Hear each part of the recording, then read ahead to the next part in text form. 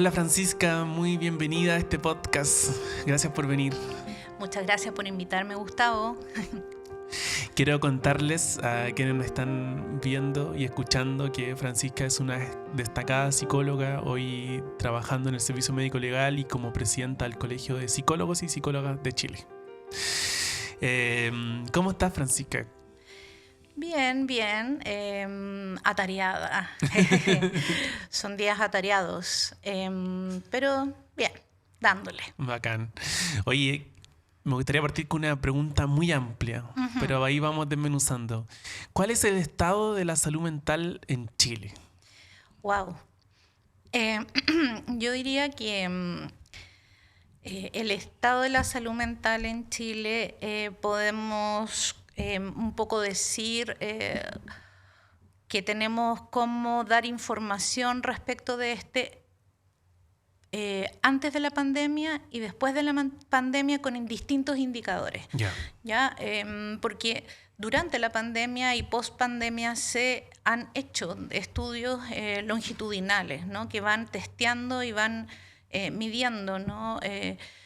El estado de salud mental, yo diría que básicamente restringiéndolo a la prevalencia de ciertos síntomas, ¿no? No son estudios tan complejos, ¿no? Porque si uno toma el intento de definición de la Organización Mundial de la Salud de salud mental, habla de un completo bienestar, en el que las personas puedan desarrollarse y desplegar sus potencialidades para construir un proyecto de vida en pro de la comunidad, etcétera, etcétera, ¿no? Así es un poco, ¿no? La definición. Es intento de definición, porque no está absolutamente establecida, porque la definición de salud ya implica el bienestar psicológico y social. Entonces, bueno, ahí hay algunas discusiones en los sistemas de protección de derechos humanos. Y en Chile, en general, la salud mental se entiende desde una forma bien biomédica. ¿Sí? Como en el fondo la presencia o no de síntomas relacionados con malestar. Ya. Entonces, bueno, antes de la pandemia sin duda habían estudios, pero no tan sistemáticos como los que tenemos después.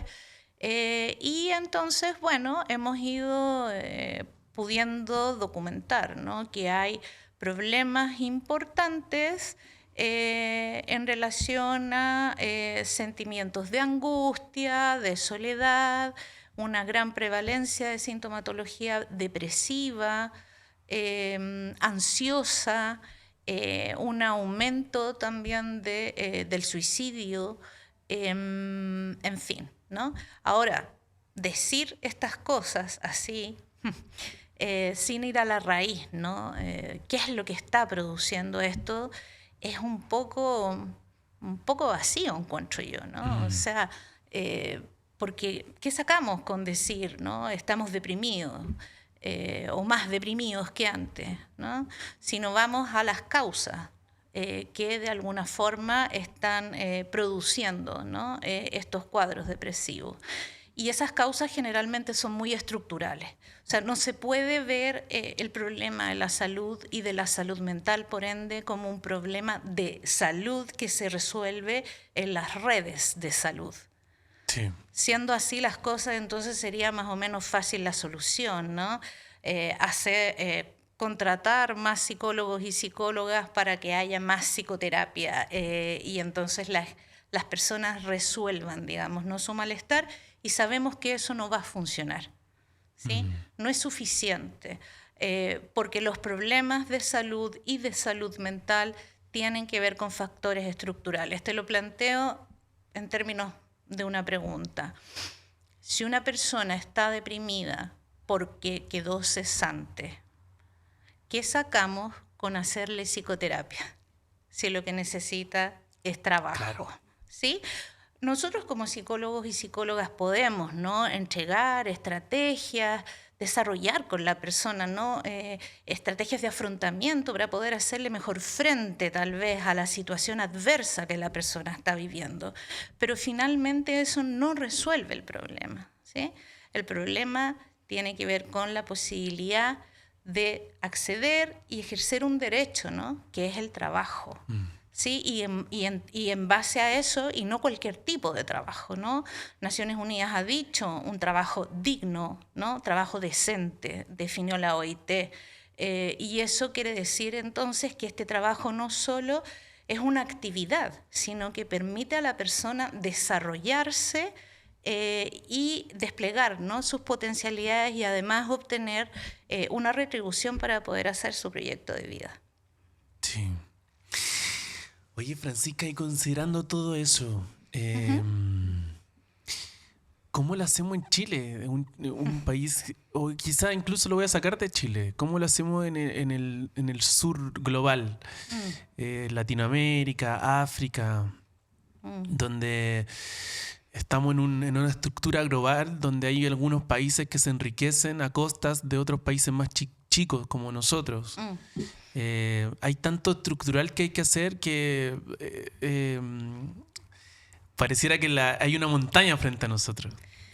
¿Cómo lo ves tú?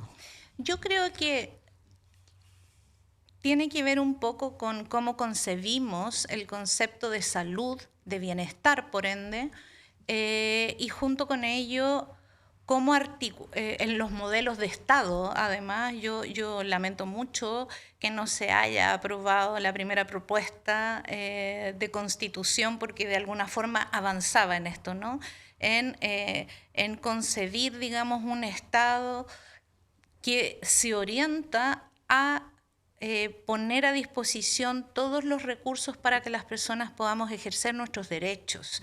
Ahora bien, eso ya no fue. Entonces, ¿qué podemos hacer? Bueno, ahí la política pública tiene que estar entrelazada. O sea, la política de vivienda, por ejemplo, o la política de obras públicas, o la política de educación, no puede estar separada de las políticas de salud. Todo está enlazado. Entonces, cuando vemos, por ejemplo, desde la salud el malestar y lo medimos, ¿no?, con escalas que evalúan prevalencia de síntomas, y nos quedamos ahí y vamos a la solución biomédica, ¿no? ¿Qué hacemos para revertir esa situación de los síntomas, sintomatológica? Nos quedamos en una solución en el corto plazo, claro, y no estamos yendo al origen, ¿no? Sí. En ¿qué está pasando, ¿no?, con nosotros las personas que estamos deprimiéndonos más, haciendo más intentos de suicidio, etcétera, etcétera. Por ejemplo, como dato, fonosuicidio del MinSal, pues en algún momento catastró, digamos, mucha soledad en las personas. ¿Sí? Y yo creo que eso es muy estructural, ¿no? Sí. El modelo neoliberal de alguna manera es muy alienante, es muy enajenante, nos transforma en individuos más que en sujetos, personas que además tenemos que competir, ¿no?, con el otro por el trabajo, por el lugar en la carrera universitaria. Tenemos que, el otro es un potencial adversario. Exacto. Y junto con ello, nosotros además nos han metido una matriz, ¿no?, en la cabeza, en que nos dicen que si tú te esfuerzas mucho, ¿sí?, vas a conseguir lo que tú quieras. Y a veces eso no es así. Tú te la juegas, te esfuerzas muchísimo y en realidad a la mayoría de las personas no les resulta, ¿sí?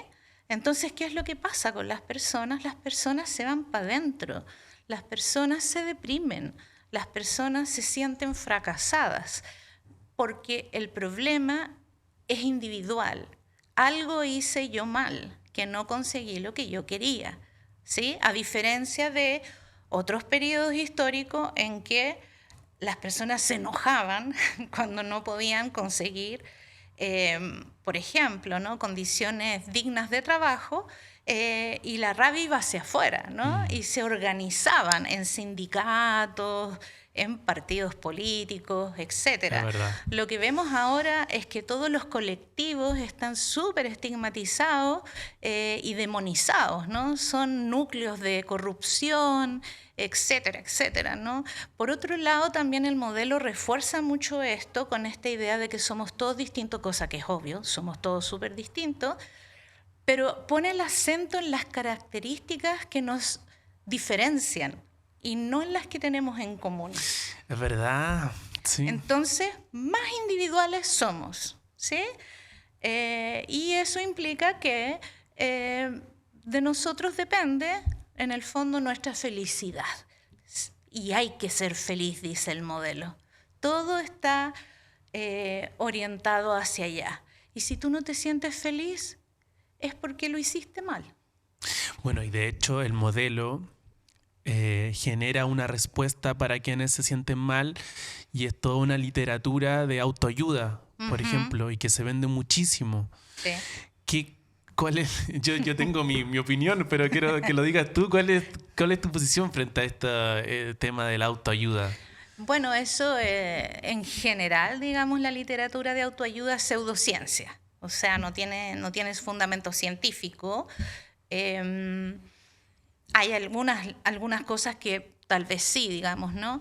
Pero lo que refuerza la autoayuda es precisamente eso, ¿no? Refuerza lo individual. Te entrega herramientas para que tú te ayudes a ti mismo, ¿sí? Y para que tú entonces, usando esas recetas que te da esa literatura, tú busques, ¿no? tu felicidad y tu bienestar. Un poco como la línea como del coaching, ¿no? Sí. Es como tú puedes, tú, Sí. ¿sí? Véncete a ti mismo y qué sé yo. Y resulta que a veces no funciona. Y de hecho, en la mayoría de los casos no funciona. Y a mí me parece que esta es una cuestión fundamental para las personas que van a estar en lugares de autoridad y que van a tomar decisiones respecto del país, ¿no? Entender, digamos, ¿no? que los trabajadores y las trabajadoras tienen que tener condiciones dignas y decentes en sus trabajos y que eso tiene que ser garantizado por la organización, ¿no? Pero ¿qué es lo que encontramos? Mutualidades que promueven el autocuidado. Claro. ¿Sí? Por lo tanto, si tú te sientes mal en tu trabajo, es porque no te cuidaste, no porque hay un problema estructural en la organización. ¿Sí? Ese es el mensaje, y el mensaje se refuerza en todos los espacios, ¿sí? Como que en el fondo tu devenir depende solo de ti y de cómo tú enfrentes tu día a día, digamos, y tus circunstancias, ¿no? En eso también se ha hecho una muy mala interpretación de la psicología positiva, ¿no? Que es una rama, ¿no? de la psicología que viene de Seligman, y también se ha malentendido, ¿no? que entonces lo que hay que hacer es modificar tu forma de ver la realidad y verla de manera positiva para ser feliz. Sí. ¿Sí? Y se ha hecho como una manipulación de eso mucho, además, en libros de autoayuda. Sí, exacto. Hay como un positivismo tóxico que se le llama ahora. Exacto. Y que, claro, como bien dices tú, viene muy de la línea de la autoayuda. Como la respuesta está en ti, en cómo tú miras al mundo. Sí, de ti depende. De ti depende, claro. Oye, Francisca, me gustaría que volviéramos un poquito a la situación de Chile. Y cómo nos afectó la pandemia. Yo creo que hay algo ahí que nos afectó a todos, algunos en mayor medida porque perdieron familiares, otros en una medida más grande de tener que encerrarse, separarse del mundo. ¿Qué dicen los estudios a nivel país y a nivel internacional? ¿Cómo nos afectó como humanidad casi esta pandemia? Yo creo que todavía no tenemos muy claro que cómo esto ha impactado en nuestra vida y en nuestras colectividades. Por ejemplo, efectivamente, una de las cosas que pasaron precisamente fue perder, ¿no? Perder seres queridos, enfrentar, además, concretamente, ¿no? La posibilidad de morir por un buen tiempo, ¿no? Mientras no había vacuna, replegados en nuestras casas, y emergen entonces un montón de variables, digamos, que de alguna manera también evidencian la desigualdad. O sea, personas que se podían aislar en su casa y que no tenían mayor problema, porque tenían espacio, Claro. porque tenían Patio con pasto. conectividad, tenían, ¿sí? Y otros que no cabían todos al mismo tiempo dentro de la casa y que con uno o dos celulares tenían que asistir a la teleescuela, al trabajo, etcétera, etcétera, etcétera. O sea, se pone, digamos, sobre la mesa de manera muy fuerte, digamos, ¿no? La desigualdad. Y desde ahí entonces todos haciéndole frente como con las herramientas de las que disponemos, ¿no? A esta situación. Un segundo, bueno, en el caso de Chile además se nos suma que veníamos de un proceso, ¿no? De bastante conmoción social, ¿no? Que fue el estallido, digamos, social. Entonces se produce una cosa como colectiva en la calle y de repente ¡shum!, todos para adentro. Sí. Y después volver a enfrentar el mundo. Volver a enfrentar el mundo. Hay personas a las que les costó más salir de su casa que encerrarse. Volver al trabajo presencial, por ejemplo, para muchas personas fue muy complejo. Porque se acostumbraron a estar cerca de sus hijos, a estar en su espacio. Muchas personas modificaron su espacio con los retiros de la AFP. Sí. Fue súper loco eso, porque tú ibas, no sé, entrabas a la página del Home Center, por ejemplo, y estaba todo agotado. Todo el mundo comprando muebles, televisores, como dijo una ministra. Sí, pero arreglando su espacio dentro de sus posibilidades y hacen como su nido, se acostumbran a vivir ahí y después hay que salir, ¿no? Salir a el espacio donde podíamos ser contagiados, ya había vacuna, no era tan grave, pero igual estaba la amenaza.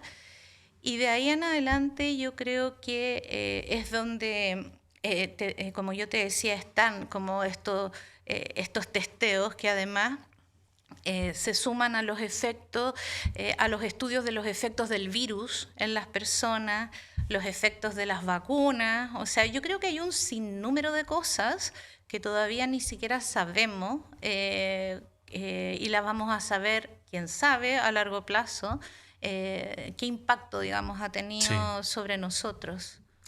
Y Francisca, yo te quiero hacer otra pregunta, muy, muy similar a lo que te acabo de preguntar, pero esto más en tu opinión o tu opinión experta.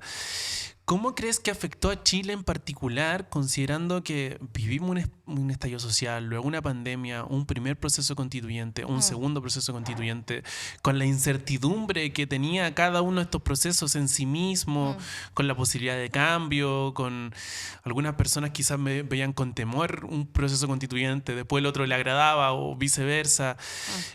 Han nacido del 2019 hasta el 2023, 2024, 5 años de muchos, muchos cambios, y mucha incertidumbre y mucho de temor, tal vez. No sé, bueno, cada uno lo iba viviendo a su manera, pero sí o sí habían cambios. ¿Cómo crees tú que nos afectó a todos? Mira, yo creo que más que cambios, lo que nos ha tocado es estar durante mucho tiempo frente a la posibilidad de cambios, porque yo no veo que se hayan producido muchos cambios. Es verdad, entonces, más bien entonces es como estar en estado de alerta, por mucho tiempo, ¿sí? Y Sí. eso tiene sin duda un correlato fisiológico, ¿sí? Amígdala activada, entonces estamos más irascibles, irritables, porque estamos en estado de alerta frente a potenciales amenazas, ¿no? El virus de la pandemia, el estallido social, los cambios que podían producir una propuesta constitucional u otra, etcétera, ¿no? Entonces yo creo que lo que sí yo veo es que esta prevalencia no tan alta de la sintomatología ansiosa de alguna manera tiene que ver con eso, ¿no? Con haber estado en estado de alerta frente a Sí. innumerables amenazas durante un largo periodo de tiempo y que pareciera ser esto se está cronificando, ¿no? ¿Qué implica eso? Pues implica que las personas están más reactivas, están más atentas a posibles, digamos, situaciones en su entorno que le puedan resultar amenazantes, por tanto reaccionan de manera mucho más rápida. Eso es estar más reactivo. Y en ese sentido, lo que yo también he ido viendo es que se ha ido desarrollando una especie como de intolerancia al malestar. Entonces, tú te topas en la consulta con personas que dicen, es que me siento ansioso. Entonces, uno pregunta, ¿por qué? ¿Qué ha pasado, digamos, no? Sí. Y muchas veces la respuesta de la ansiedad es una respuesta esperable, ¿sí? Frente a la amenaza o frente a la situación que desestabiliza, ¿no? a una persona, la pérdida de un ser querido, una pandemia, el cambio de trabajo, etcétera, etcétera, etcétera. Entonces, lo que he ido yo y hemos ido viendo también desde el colegio es esta como intolerancia al malestar y como la necesidad entonces de buscar ayuda para eliminar el malestar, y eso tiene que ver también con el modelo, ¿no? Y esta cosa de que hay que ser feliz. Entonces, como el no comprender que es imposible estar bien y ser feliz el 100% del tiempo, y que si tú te separas de tu pareja, es esperable que te sientas mal. Y está ¿sí? bien, de hecho. Es normal, claro. Sí, claro, lo raro sería que no te pasara nada, digamos, ¿no? Entonces, en ese sentido creo que sí, eso se ha ido instalando. Qué interesante punto. Es muy interesante porque por un lado uno podría decir que las nuevas generaciones tienen un acercamiento a la terapia mucho más abierto. Sí. Pero también puede pasar que nos vayamos al otro extremo donde cualquier cosa se entiende como un malestar que necesita ser atendido y guiado por otra persona. Sí, pues ahí habría que preguntarse si es que las nuevas generaciones realmente son más abiertas a hacer psicoterapia, o son más intolerantes al malestar y por eso buscan ayuda. Sí. O dicho de otra manera, ¿no? Tienen menos estrategias de afrontamiento. Alguien habría dicho, son menos resilientes, ¿sí? Yo creo que eso ha ido pasando un poco. Ha ido pasando un poco. Y además, yo creo que ahí hay que tener cuidado en este contexto, digamos, porque también se puede mal comprender el espacio psicoterapéutico como un espacio de consumo. O sea, yo voy al psicoterapeuta, ¿sí? Yo me hago psicoterapia. Y eso es muy jodido, ¿eh? Muy jodido, porque además no todas las personas tienen obviamente los mismos recursos, y eso ha abierto una posibilidad muy nefasta a través de las redes sociales, en las que nosotros hemos pesquisado personas, en la línea de la autoayuda, personas que no son psicólogos o psicólogas y que hacen ofertones de intervenciones inclusive haciendo práctica ilegal de la profesión, Wow. algunos inclusive indicando medicamentación y cómo se puede acceder a medicamentos, no sé, en la feria, Sí. qué sé yo. Entonces, también hemos ido viendo, ¿no?, que esto es súper complicado. Y que estas personas además en las redes sociales tienen muchos seguidores porque hablan de estos malestares, ¿no?, y de soluciones para estos malestares. Entonces, muchas personas son presas fáciles. En TikTok es pero tremenda esta cuestión, tremendo, mucho más que en otras redes sociales. Sí. Sí, y de hecho me quedé pensando en un punto que dijiste, como la terapia como un bien de consumo, como una Ujú. cosa que uno compra, y mucha gente después se instala en la vida como con el título de terapiado. Claro, exacto. Y yo, de hecho, una vez un amigo que es psicólogo también me contó que había visto en Tinder a alguien que se tenía en su perfil así como terapiado, como casi como dentro de En su su currículum. listado. Ya, excelente. O sea, es una persona que está súper bien, digamos, ¿no? Claro, como si Está resuelta. está resuelta.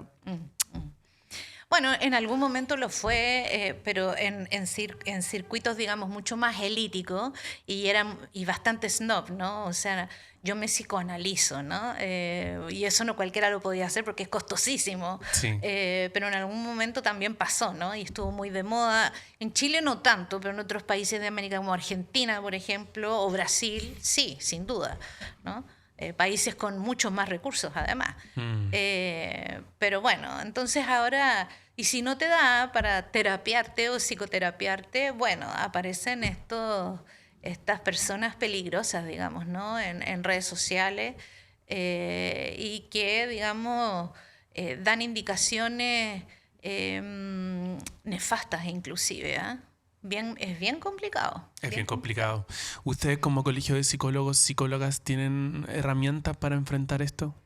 Nosotros hemos presentado algunas denuncias, pero la verdad es que el colegio nuestro es un colegio bien pequeño, bien de escasos recursos.